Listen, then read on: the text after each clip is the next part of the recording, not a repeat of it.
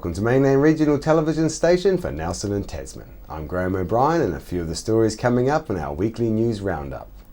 Battle of Trafalgar is not over, Habitat's new home full of bargains, top-class facilities at NMIT, and much more. Nelson has been without a large indoor performance space since the forced closure of the Trafalgar Centre late in 2013 over concerns about the safety of the structure in the event of an earthquake. Nelson man Kerry Neal has been outspoken over the closure, and I caught up with Kerry over the centre's latest developments. We've got new developments on the Trafalgar Centre, but just before we go into that, I'd like people to update people on the timeline of where we've come from. So if you can just quickly as you can, just run through right from the beginning. About 8 years ago, geotechnical advisors said that the material under the Trafalgar Centre was adequate. My words, but you can get the gist. Then, of course, of late, a whole lot of new boys on the block got involved and determined it otherwise. Consequently, we've had this horrendous, unnecessary problem of the building being maligned unnecessarily. And of course, we all know, I'm sure most people know that that came about because they guesstimated everything, desktop and analysed it. Yep. Fatal. Garbage in, garbage out. So and then, of course, because of that, all through 2013, 22 times in the minutes, there is reference to liquefaction and what an evil thing this is. And it can be, of course. But in that material, no, because it has now been deemed by the latest guru, expert, whatever you like to call them, that it's about on a par with where they assessed it 8 years ago.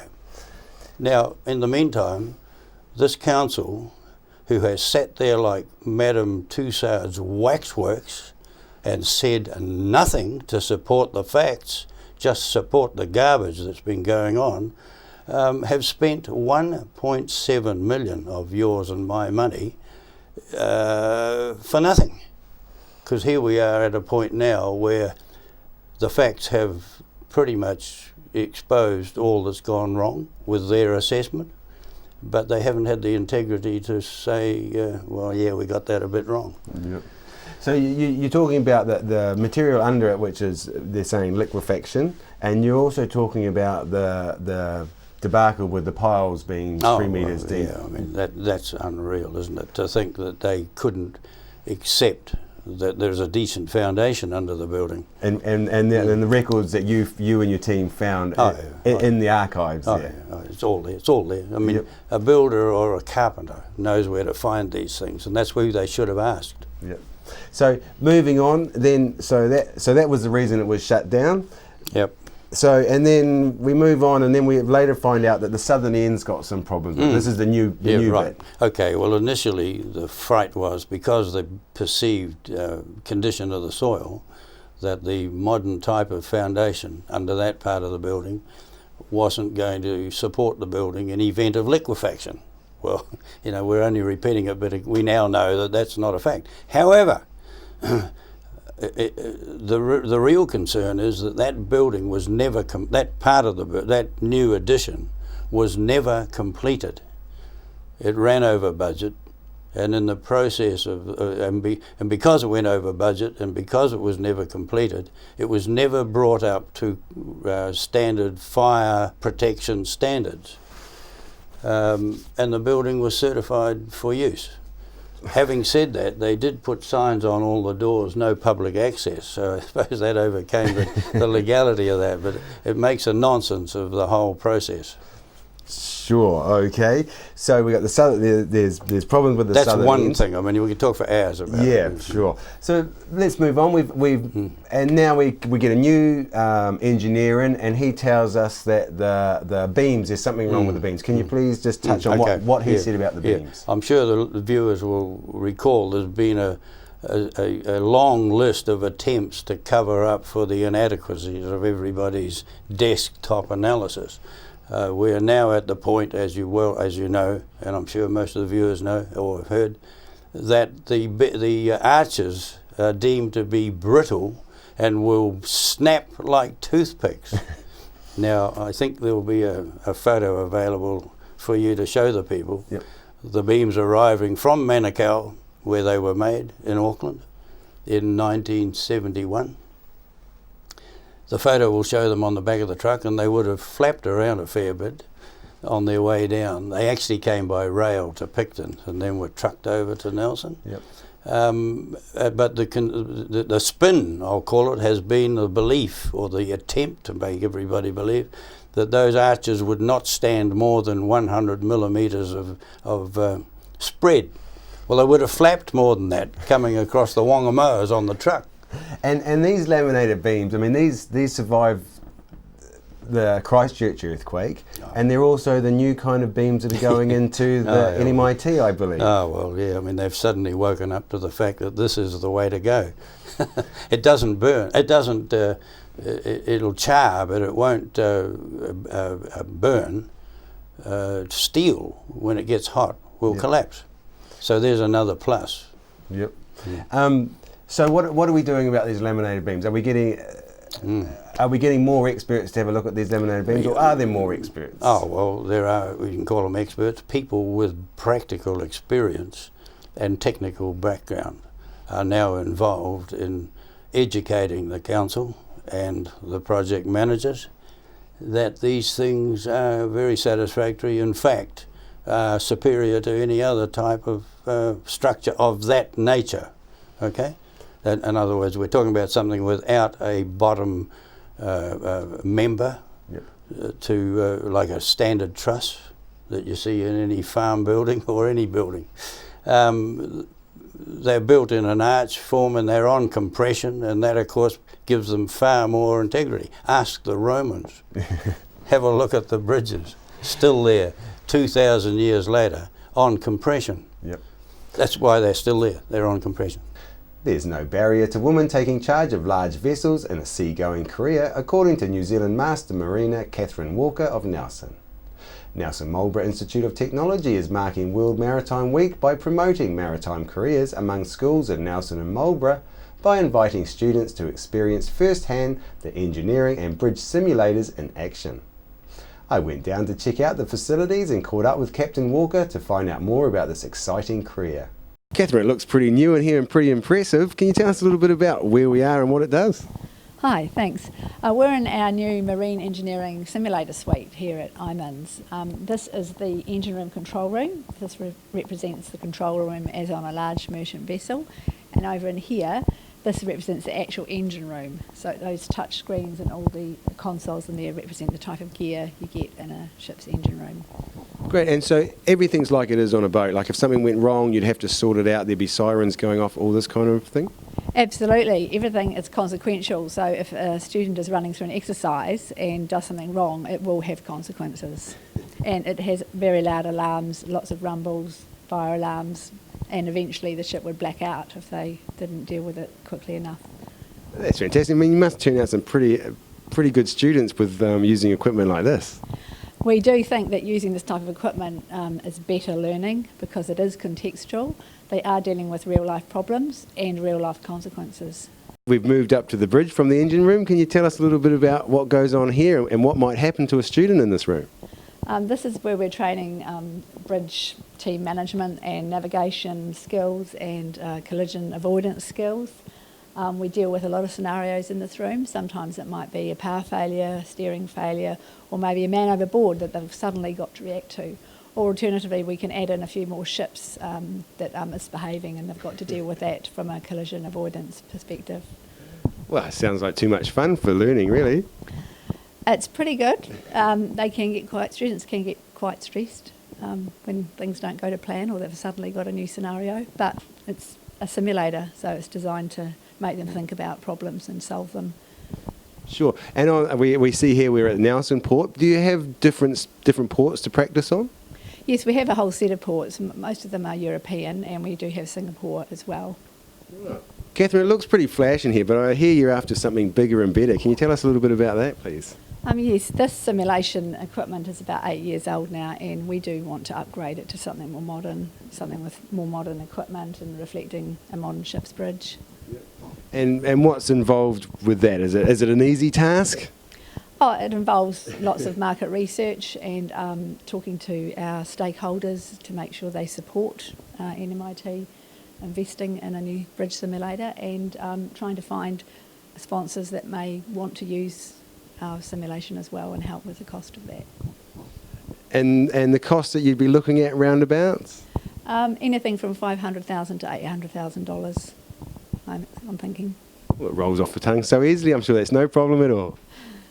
Well, the other engineering simulation cost $650, so it'll be a similar cost, I expect.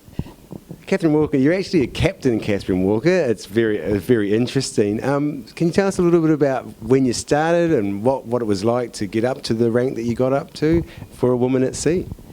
Yeah, I went to sea at the age of 18 on a structured training apprenticeship, if you like, with the Shipping Corporation of New Zealand, and after 3 years I had my first officer certificate. It was great fun. I travelled all around the world and went to hundreds of different ports, so it was just a great career and I really enjoyed that time. Then I spent the next 7 years getting the next qualification, and finally the Master Foreign Going, which is the one that you need to be captain of a vessel. So 10 years in all to get that qualification, and it was great. And would you recommend it to any woman to do, or do you have to be a special kind of person to be able to live that life? I would recommend it to anyone. You have to be pretty outgoing, pretty flexible, team worker, problem solver, and just be able to work with other people. It's a role that has a lot of facets to it. It's not just navigating. You're involved in maintenance. You're involved in taking a ship to dry dock when they take it out of the water and getting everything sorted in that time. You're involved in tying up the ship, letting go, ship handling. It's a really big variety of tasks in the job.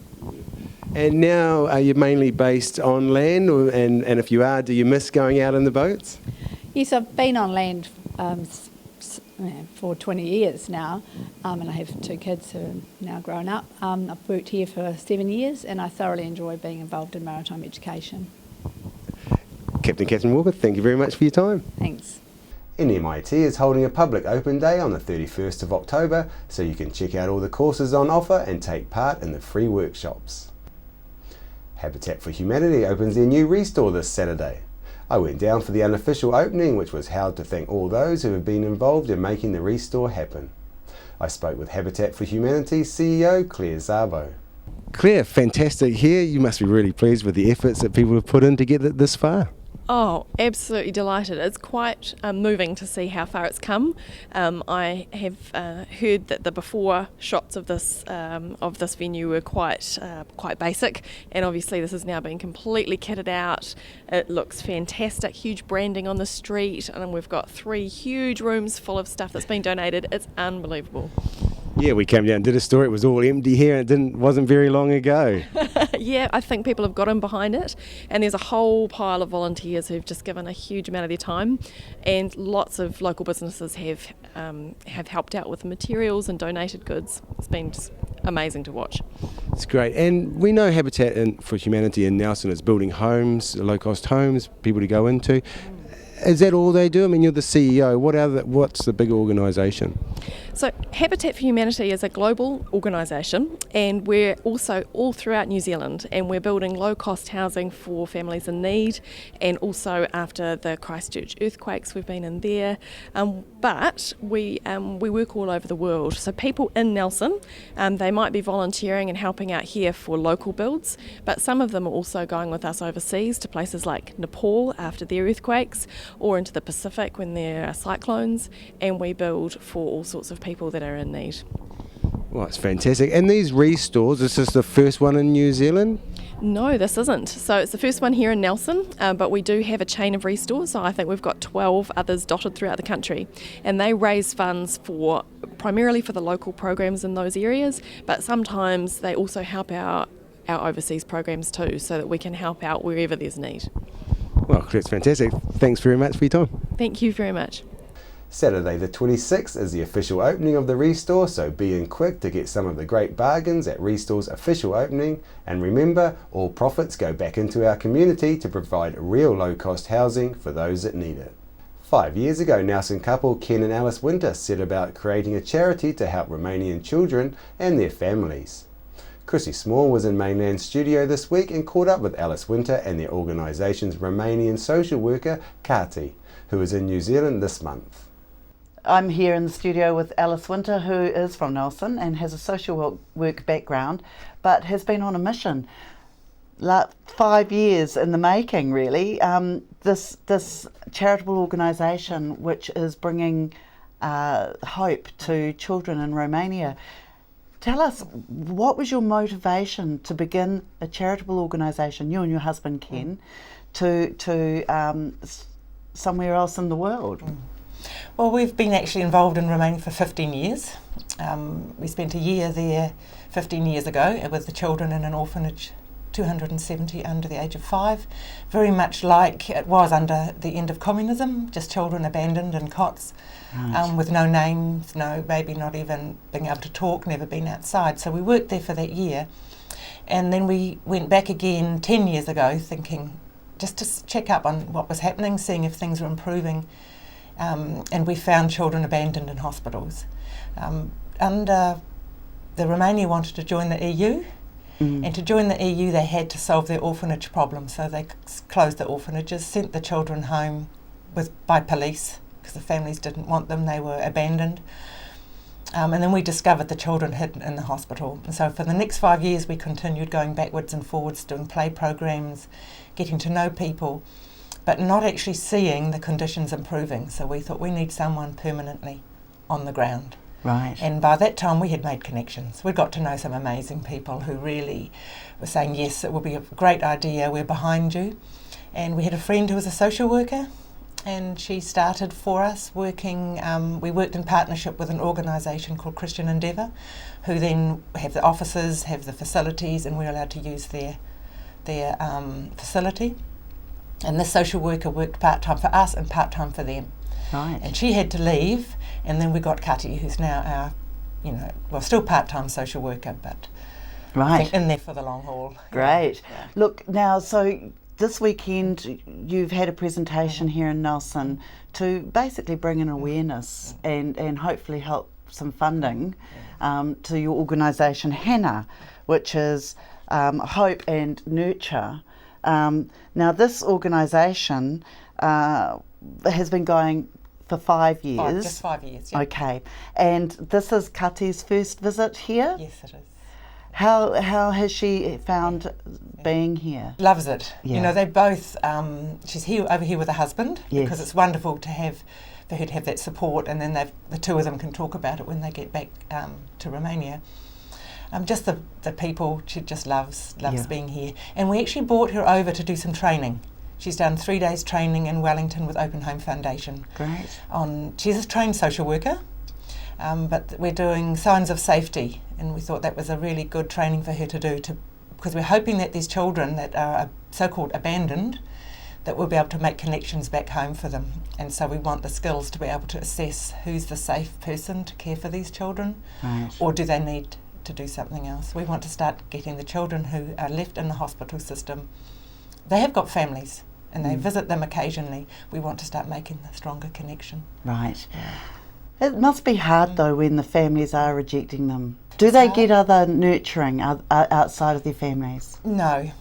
And that's why we're called Hope and Nurture. We're there for the children right where they are now, to love and care for them, provide activity programs, take them out into the community, show them what life is like. We've now just got permission to take some of the children home for they go home 4 times a year for a so-called holiday. Now I have Kati here, who's a Romanian and is directly working for the Hannah Foundation charity. Kati, it must be such a sad but rewarding job that you're doing over there in Romania. What are some of the challenges you're finding? I think the biggest challenge what I had, that I realized that the family cannot take care of the children, and they don't have enough circumstance to grow up these children, and they just drop in the prevention center to take care somebody else, some stuff from there, and these children are not loved by their family. First time when I was visiting the prevention center, I just want to hug the children, to touch them, but they were afraid that I want to smack them or I want to hit them or something. And I realized that they weren't touched. They don't know how it's to be hugged. They don't know how to be just touched on their face, you know. And then I start to work with them. But it's not enough just to work with children. We have to work with the staff too, to make that relationship between the children and staff. And we organize for the Woman Day a surprise for the care women, because we just want to make the first step, to be the first one who loved them, and maybe we will get some change. And we made some nice present for them together with the children, and we have some flowers and postcards for them, and we just asked them to come in the room. And they were coming in, and we start to sing a blessing song for them. They were listening, and they start to cry when they find out that these children, they have feelings and they want to love somebody even they are not loved.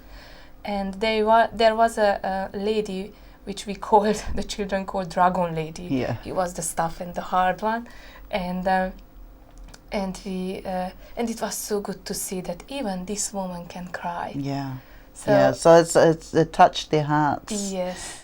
In a show of good sportsmanship, several of the Tasman Marcos rugby team entered into some healthy competition that didn't involve rucking or tackling at the Somerset Village in Stoke this week.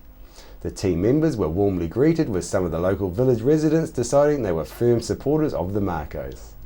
The men from the Marcos proved they were gracious winners and losers, and we will have the full story for you on this event on Monday's news broadcast. Our local Nelson MP Nick Smith was chastised in Parliament this week for going off topic, and was then asked to make a further apology for his comments to the Assistant Speaker of the House, Trevor Mallard. We'll leave you with the comedy that followed. I must respond to claims around where this residual levy has come from. Order. Oh, look, Mr. Chairman. The member will stand and apologise.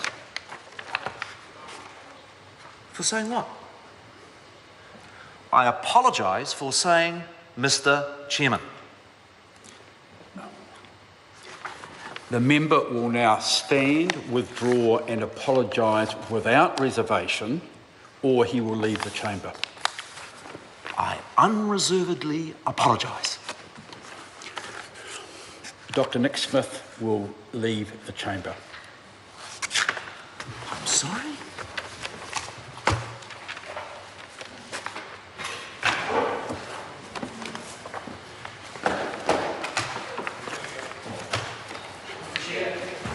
Unfit to ever be Speaker.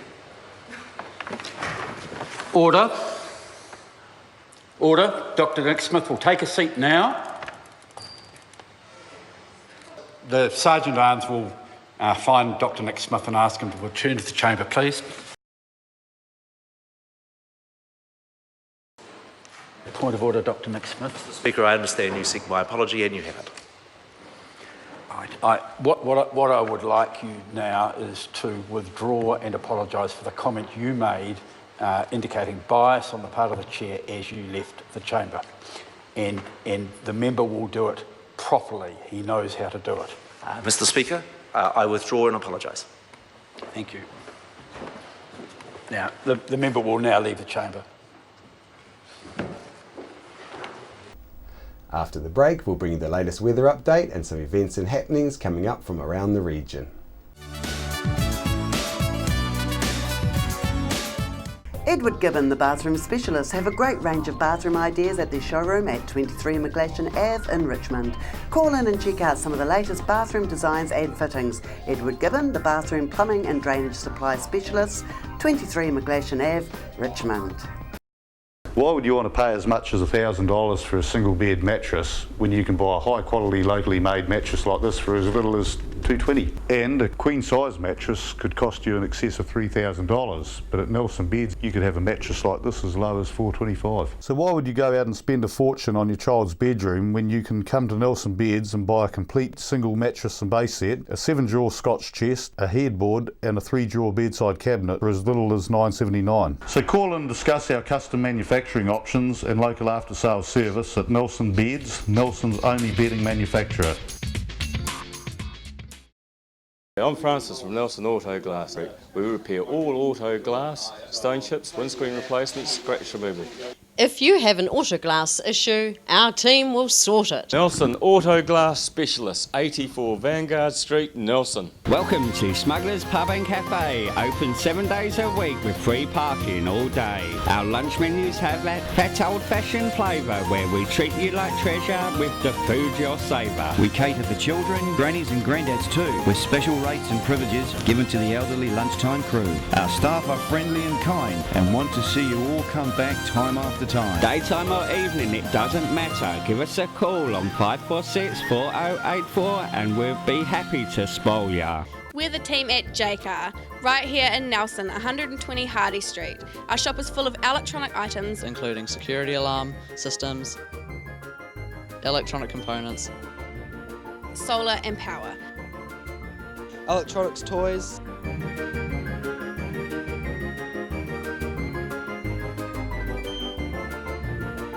sound systems, cables, and much, much more. JCar. 120 Hardy Street, Nelson.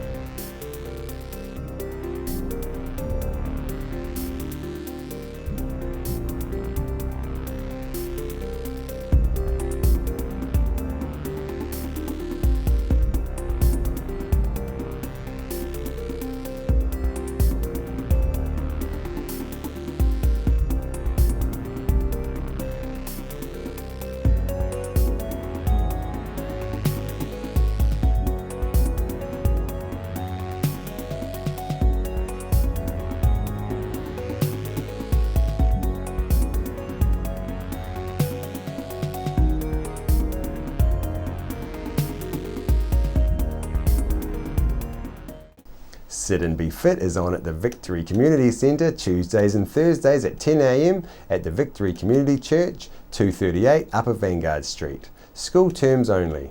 Fun while you get fitter, work at your level. For more information, please contact Shirley on 547 1433 or 021 121 8023. Victory 60 Plus is on Tuesdays at 1:30 through to 3:30 p.m. at 238 Upper Vanguard Street. You can join in for cards, games and a cuppa. On behalf of the team here at Mainland Television News, thank you for joining us, and we'll bring you the latest news and events from around the region again tomorrow.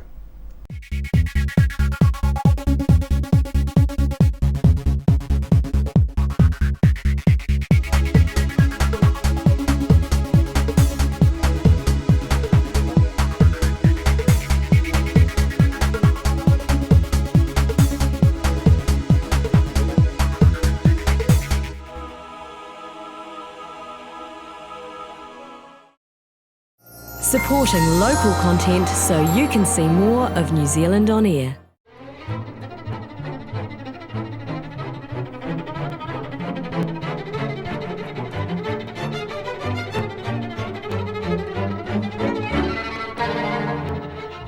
Yes. Yes. Yes. Here at Yes Shop, we love the word yes. Yes. We say yes to kitchenware. We say yes to beauty. We say yes to homewares. We say yes to fashion. We say yes to electronics. Yes to Philips. Yes to Dell. Yes to Apple. Happy Cool, Glad, Goldia, Huron and thousands of other products in our store. Yes! Say yes to TV shopping that's all about fun, made right here in New Zealand with Kiwi presenters like me. Yes! Say yes to the ultimate service. With dedicated presenters taking the product out of the box and showing you how it works. And what it can do for you. Say yes to our international buying power. That lets us bring you the best bundles at the best bargains. All from the comfort of your own home. 24 hours a day. So what are you waiting for?